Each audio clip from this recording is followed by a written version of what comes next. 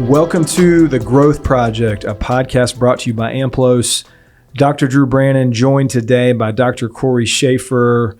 Dr. Shaffer, it's great to be back doing episode 2 of this series. Yeah, I enjoyed the first one. I thought some good content in there for our listeners. So we're going to, pick it up where we left off and shift the focus a little bit today. But it's probably good if we start with a little recap, don't you think? Yeah, and if you were not able to get into episode 1 on this construct of psychological safety, no problem. It's certainly available. You can click back and check that one out. And if you're tuning in on this one and didn't know there was an episode 1, our suggestion would be to hit pause and go fetch the first episode, which will help this one be even better for you. But yeah, let's get into it, and maybe just a quick reframing of why did we feel like it was so important, Cory, to dig into and dive on psychological safety. Yeah, I mean, there's been some pretty compelling research in recent years. First and foremost, just talking about how important psychological safety is in creating a thriving, high-performing team. So right. Just starting there, if research says it's important, we should probably be paying attention. However, because it's starting to gain so much attention, people are talking about it, writing about it more. It's amazing how quickly sometimes stuff like that can just sort of become, almost like a fad in the corporate world, a buzzword, so to speak. Yeah. But maybe not fully understood. And so that was really the point of the first part of the conversation here, was to almost play Mythbusters, right, with this concept. I like and sort of talk about some of the misconceptions related to psychological safety, and hopefully set the record straight on what it is and what it is not. What would you add? Yeah, no, I think that's great. That's spot on. It's almost things can become lost in translation, and I think people can develop an advocacy mindset for a construct that they don't fully understand. And on the one hand, it's great you're trying to be an advocate for psychological safety. However, we would prefer that you do that with a proper understanding of what it is. So yeah, we got into really these misconceptions that we're going to run through even right now and restate, which I think will be a good way of kind of queuing them back up for everybody ahead of today's conversation. So the 5 misconceptions we got into last time were, beginning with number 1 here, first of all, that psychological safety equals me being nice, which being nice is good, right? Yeah. Well, even the article, again, we differentiated between being nice and being kind. Yeah, true. There's a difference there, right? Yep. But yeah, in the spirit, in theory, being nice is not bad. A good thing. The problem is being nice means you're probably not also speaking truth or saying what needs to be said. And that's kind of the issue here. And that's where it misses the mark with psych safety. Yeah. If you're being nice, you may or may not be avoiding some things. Right. So the first one was psych safety means being nice. What else we got? Number 2, psych safety means getting your way. So feeling empowered to, let's say, share opinions and ideas, but then almost having this expectation that because you're willing to do that your ideas need to be selected as the ones that the group or the team moves forward with, yeah. which is just simply not the case. It means that we feel safe enough that we can throw out the ideas, but it has nothing to do with whether or not our ideas are selected or I get my way. Yeah. Just because you were bold enough to suggest that we paint the walls purple doesn't mean we will then paint the walls purple. I would push back on why not, though. Hey, C point 2. Yeah. That's my answer.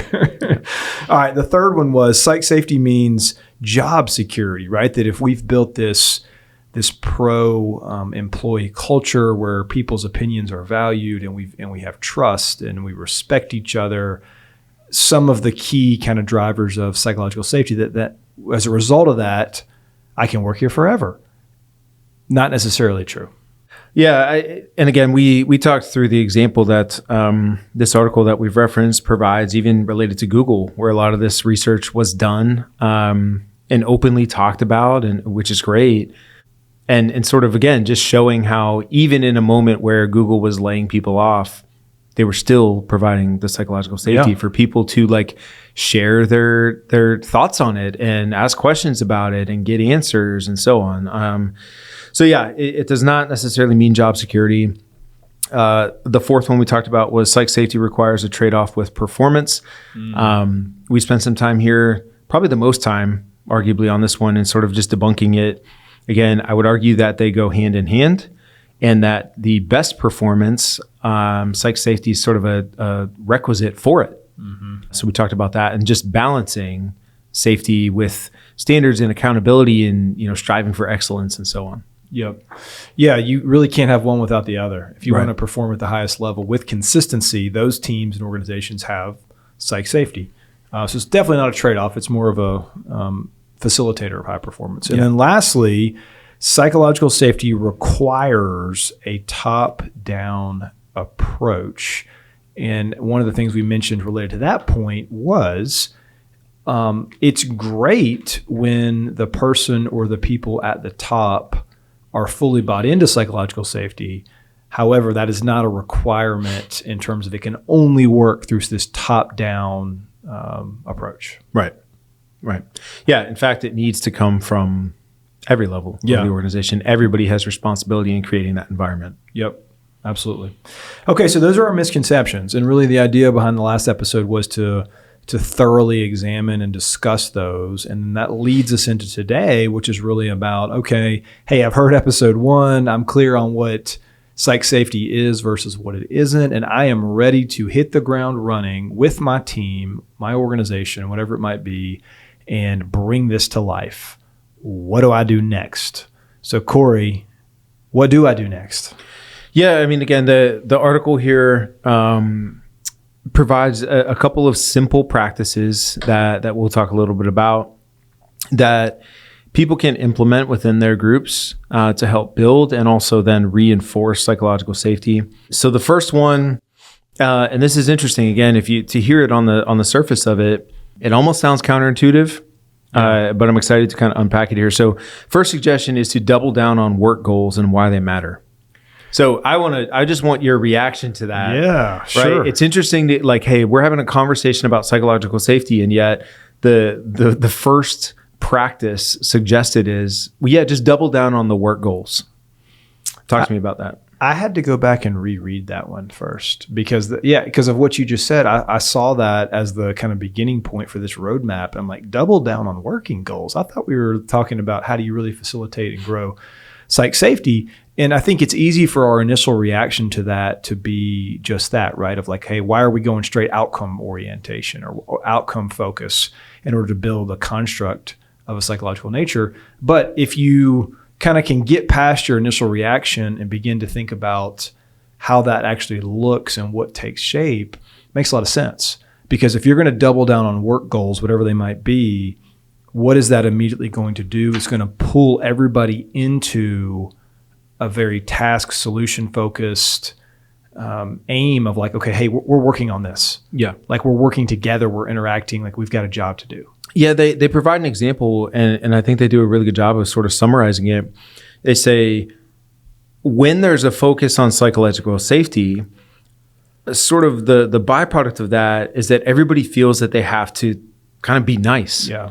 Right? Like everybody's so hyper focused on, well, I've got to make sure that everybody in the room feels like there's a sense of trust and support and safety. And that's maybe why people think of like this construct as being like soft.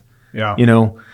And the point is, it's amazing how, and I was even thinking about this in different settings that I've been in, when you just start talking about a problem, a goal, sort of a target, and just sort of put it out there and you just say, hey, let's figure this thing out. It's amazing how candid the conversation becomes almost immediately.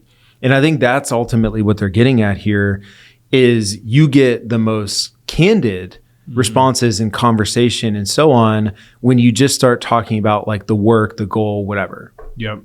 Yeah. And versus if you start off that working session with maybe like, hey, here's our 5-minute primer to remind you of what psychological safety is. Then we kind of go into this working session almost with like elevated heart rates and trepidation of like not wanting to step on anyone's toes. And that's a huge problem, right? Because now I'm allocating way more energy and attention to something other than whatever the working goal needs are. So yeah, I mean, when versus if we get really dialed in and focused on solving a complex problem, as one example, let's say that is the working goal. We've got to solve a problem. Well, now we're kind of we kind of jump in the trenches together in that moment, and we're building psychological safety and building trust by us kind of co-creating whatever the solution is.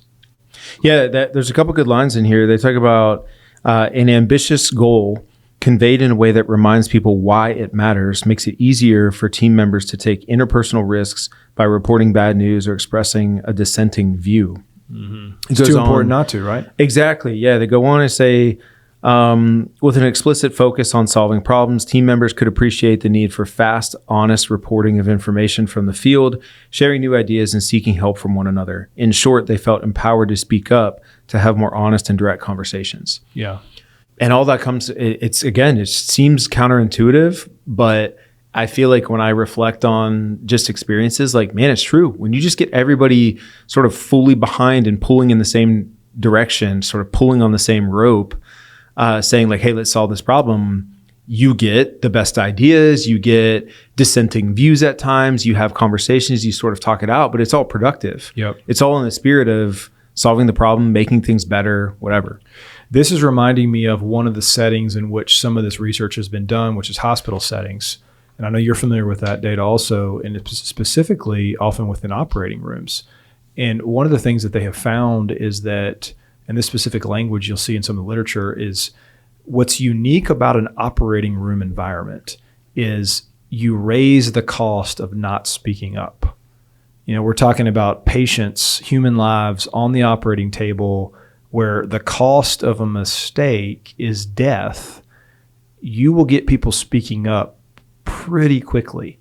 And although there are, unfortunately, examples of hospitals that have poor psychological safety, the ones that are doing this right have extremely high success rates in their operating rooms because this is what they're doing. Yep. They've raised the cost of not speaking up. Yeah. All right. I think we hit that one pretty good. What do you think? Should we move on? Yeah, agreed. Okay, so let's get into this next one here. So again, step one, double down on working goals. That's an important place to start and a logical place to start if you want to really begin to kind of move the needle with this on your team. Another idea we kind of got to go to next here is focus on improving the quality of team conversations. Now, that might seem like, oh, I mean, we do that. Right? Like fun, like, yeah, we do. We talk, we have great conversations. Do you? Like I have found that many teams think that your communication and the ways of operating are worth studying. But the research would say otherwise. Like there's a lot of work to be done on how do you train your team to create norms where there's a certain type of conversation happening. Yeah. So ultimately what we want to get at, and this kind of builds on, that first one, like, okay, we've shifted the focus and now we're a little more goal oriented. Everybody understands why we're doing what we're doing and so on. Now what we need to do is we need candid information and we need people to be processing that information thoughtfully. So that's a lot of what, the sort of suggestion is about. And specifically then, well, how do we strengthen these conversations? What does a really good high quality conversation even look like or sound like? I think high quality conversations, and they mentioned this in the article, they're both an outcome and a driver of psychological safety. So they foster mutual understanding and progress, but then they also create a learning environment as a byproduct. So a lot of people might think, well, it sounds like these conversations are going to take longer, right? And often that's not the case. In fact, and they mention this, but if you think about just low quality conversations, they're indirect. Yeah. They're repetitive. Like we're talking about the same things day after day or week after week, and they're just extremely inefficient. And so in the long run, they may seem like they're quicker, but they're just inefficient because you're not solving any problems. Right. Right. So kind of the point here is like, hey, a high quality conversation is one where you're making progress while also using time well. Yeah. Yeah. A high quality conversation might be long, might be short. It's really not about the duration of it. I think it's the quality of it, of how are you going about it? And of course it's nuanced based upon whatever the use case is, but many conversations that lack psychological safety take forever because people talk too long. They're making such a great attempt to like kind of land it a certain way because they're apprehensive about just like saying it, just, labeling it for what it is. So Cory, I think we want to get into like building a little bit of a system here, right? About how do you create these conversations a certain way? Yeah, they provide a good framework. I do think this is an interesting point though. This is one area, and again, we hit this in the misconceptions in the last episode, and we just went through that quick recap. But one of the fifth point we talked about there, a misconception, was psych safety requires a top-down approach, and how that's a misconception. Like everybody's needs to kind of play their role within it, but they then do make the point here that leaders have some responsibility to be the architect of these conversations. Like they need to have their pulse on it, right? They need to be structuring them in a particular type of way. So I do want to throw that out there.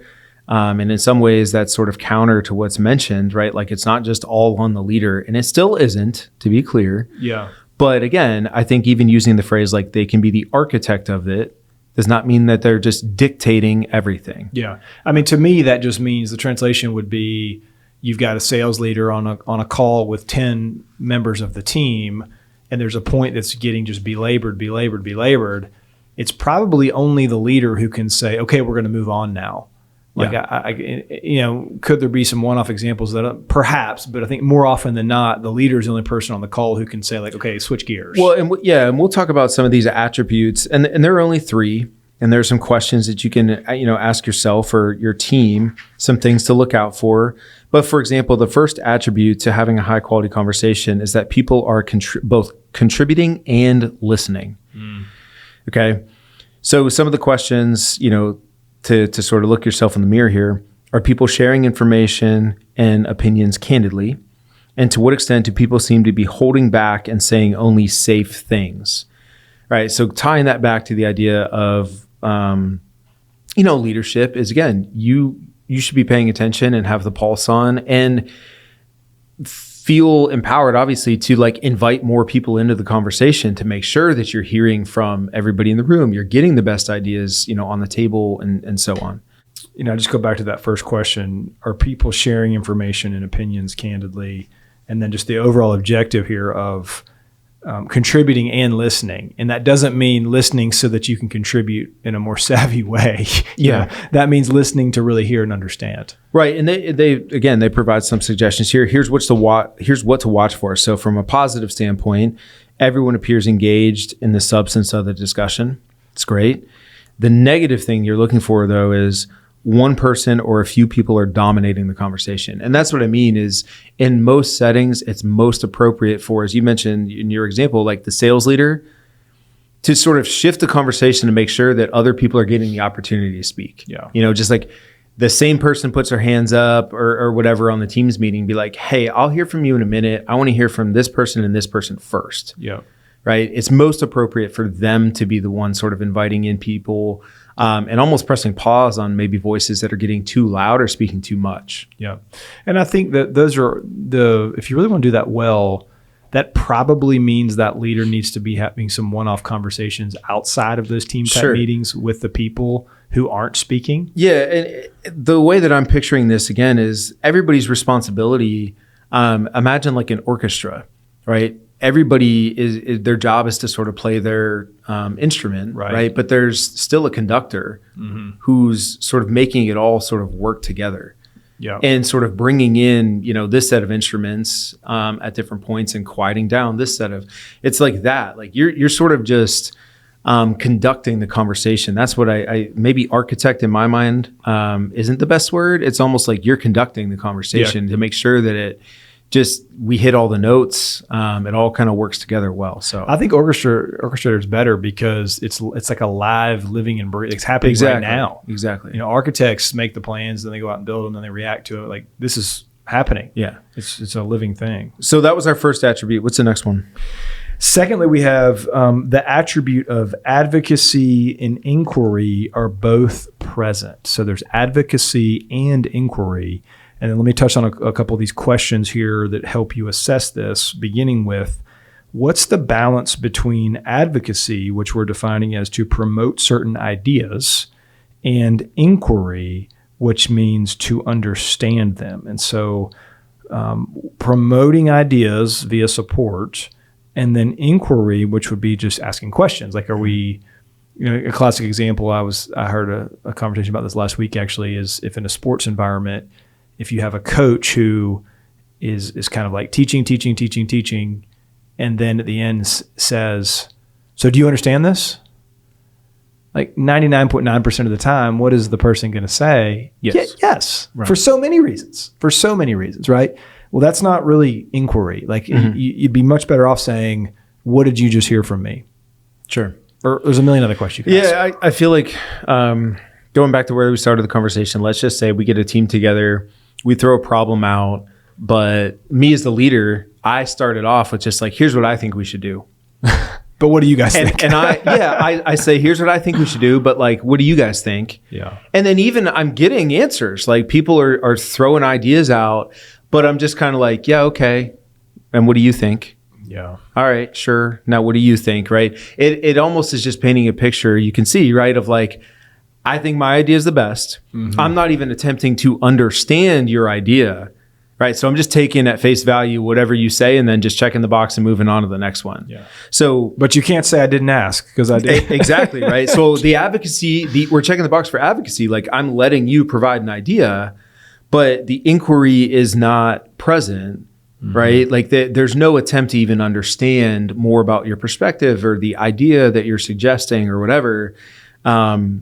So probably not the highest quality conversation. Yeah, I doubt it. Yeah. And then here's a second question to consider. Are people asking genuine questions that prompt others to respond with their ideas and concerns?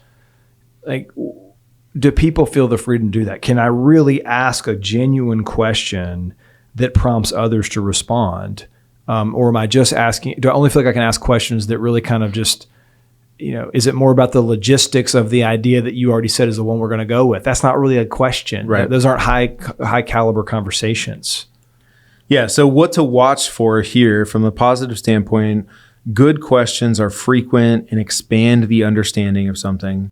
The negative is that people get stuck trying to prove their original points regardless of new information. That's kind of what I was describing, right? Yeah. Like that's the sort of scenario that I described is not one that's really lending to a high quality conversation.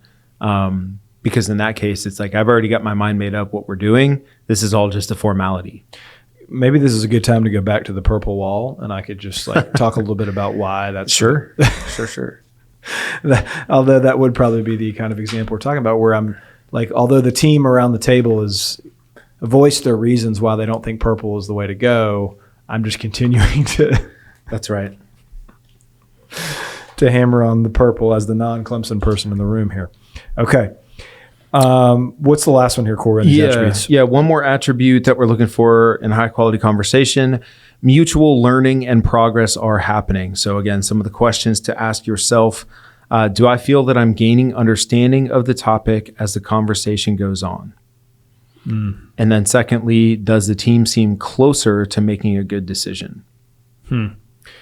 Yeah, so let me make a point on that real quick too. And this is a good question for leaders to really think about as you're hearing this conversation and maybe kind of running it through your filter of how you lead some of your meetings, your conversations. And just a question to reflect on is when you go into a meeting or a discussion that's going to be focused on landing at a decision ultimately, and as you go into it, naturally you're leaning somewhere.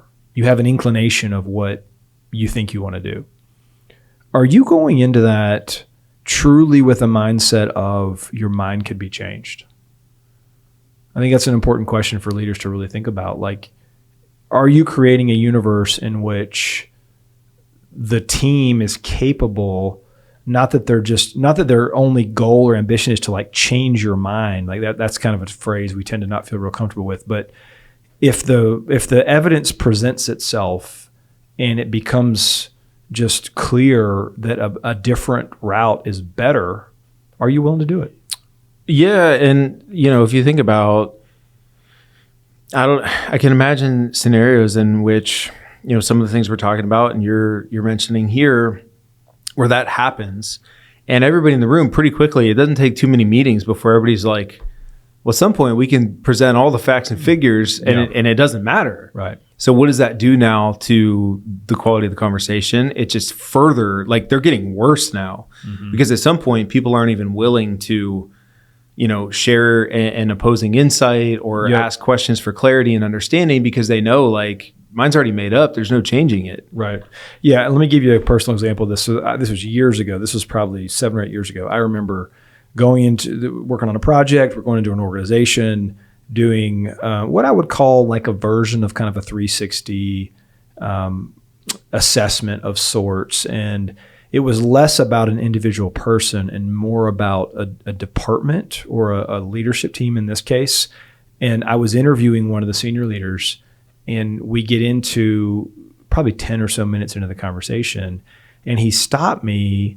And I had a little bit of a prior relationship with him in a professional sense, did not know him well, but he stopped me and he just said, listen, I'm going to level with you. This isn't going anywhere. Like, these are good questions, and I will sit here and give you answers that are entirely safe and kind of like, politically correct, because I already know no one's going to do anything with this information of significance. Like, nothing's going to change, and there isn't even going to be a true appetite to honestly assess these answers. So there is no incentive for me to do anything other than just keep the ball in the middle of the fairway with how I respond. That would be a great example of a low quality conversation. Yeah. But those things happen a bunch. Yeah. And it's easy to kind of laugh about that, but that's a very real thing, especially in some organizations where they're going to do things year in, year out, such as like the annual pulse survey and things like that. Mm-hmm. And what you end up getting is very meaningless data and information because everyone questions the point of it. Yeah. Again, the second I think people start to sniff like, hey, I actually did give a genuine response to this, and I know some other people in my department or on my team did too, and it still didn't change anything, then like, what's the point? Yeah. If we can't actually be honest in our responses, then... Yeah. And within reason, right? It's not like, hey, I put 39 things down on my feedback form and we only adopted 37 of them. Right. Like, we're not talking about that. Right. We're talking about you put down 39 things and 0 of them were adopted.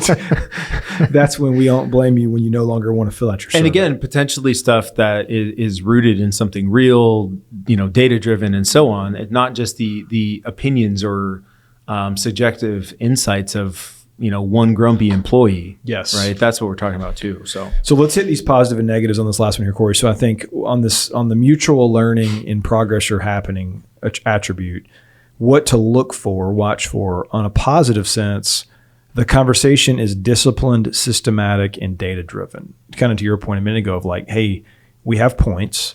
We're making them in a respectful, appropriate way with something behind them. Yeah, they're validated in some way. Yes. Whether necessarily it does it always have data to back it? Maybe not, but it's valid in some way. In some way, it's not just like, well, because I don't like it. Right. Like we're not doing that.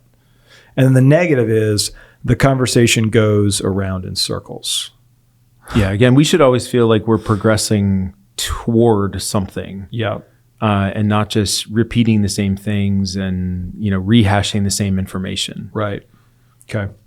All right. So, those are some really effective questions that can, taken together can create a good assessment for you. All right. So we hit our first 2 practices. Again, double down on work goals, why they matter. Then 2, improve the quality of team conversations. And now our third and final sort of practice here, suggestion to help build and reinforce psych safety, institute structures for sharing reflections and tracking progress. I'll let you start off here. Yeah. I think that let's just pull this apart here for a second. Structures for sharing reflections and tracking progress how does that build psychological safety in a team? Well, for one, it helps me see very concretely that someone is like valuing my contributions, that we're tracking. I'll just harp on the example of tracking the progress of like, we're trying to work on something together. I'm taking some risks here or there with what I say or how I approach it. And you're listening.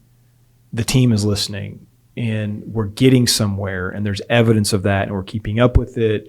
And I think that's really what it comes back to is people are willing to push some comfort zones and some boundaries when it comes to psych safety if they feel like there's value to it.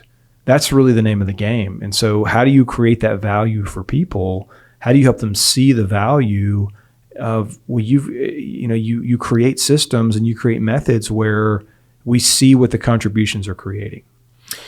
Yeah, they do a good job here. Again, they provide some an example. I've never heard of this phrase, but I actually really like it and it makes a ton of sense. They talk about the use of progress reports, and again, progress reports specifically here. Okay. And how what they do is they avoid the quote big reveal trap. So where people wait until they believe their work is good enough or like perfect to be shared, only to discover that what was produced didn't fit expectations or assumptions.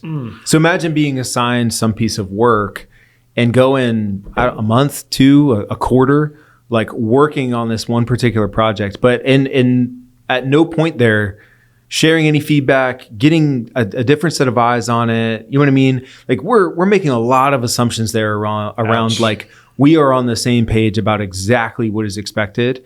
And then the big reveal, like, here it is, guys, step in front of the room or deliver the presentation to leadership or whatever it might is. And it just falls completely flat because it's like, well, that's not what we were expecting. I thought you wanted mid-century modern. Like, what do you mean? What do you mean? I mean, seriously, I can't imagine how often that happens, right? Yeah. If just we were doing, hey, on a weekly or biweekly basis, we're going to touch base and just give us a quick rundown, an update on the progress you're making, show us what you've added to the presentation. We get an opportunity to beat it up a little bit, and we're sort of providing feedback along the way. Now, by the time we get to whatever the date is that we had set, I mean, we've looked at this thing maybe half a dozen times. Yeah. Think about how much better it is and how much closer it hits the mark to where everybody wanted it because we're on the same page, because we just took the time to sort of share along the way. Yeah.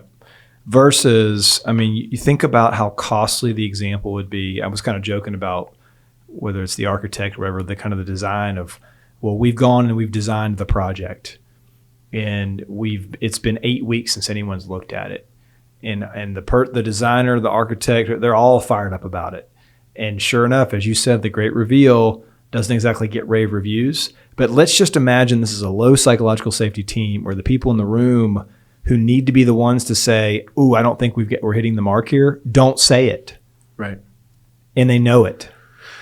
So yeah, now it's not good. So now we're going forward with a project that the leaders in the room already know is missing the mark, and we're going forward with it anyways because we don't want to hurt someone's feelings. Yeah.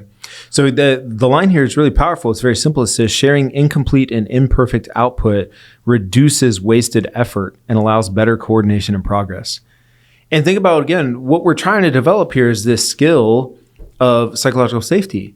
So the more repetition we get at it and taking smaller bites of it, probably the better it's going to be, right? If I have 6 opportunities to have my work looked at and just have a conversation about versus one big massive one, you tell me what is a better chance of developing psych safety. Right.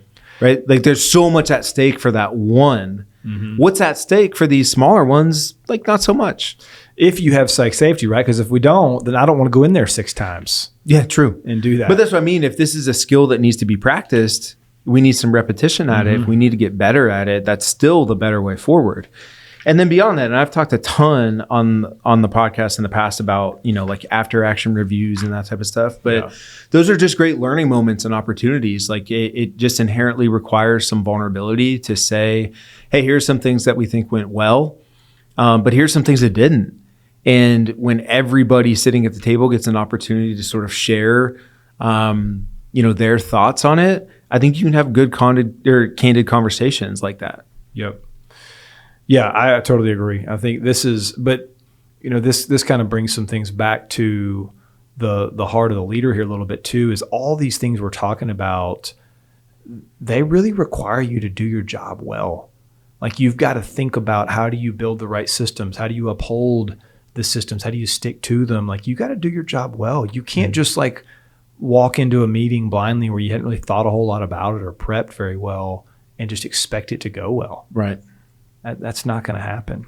No. So again, I these ideas are relatively simple. Yeah, they are. But I think really effective. And as we talked about a minute ago, like if you are, sort of orchestrating things here as a leader, not that this is solely your responsibility, but to just have your pulse on this stuff, to be mindful of it, to try to implement some of these simple practices might go a long way. Yeah.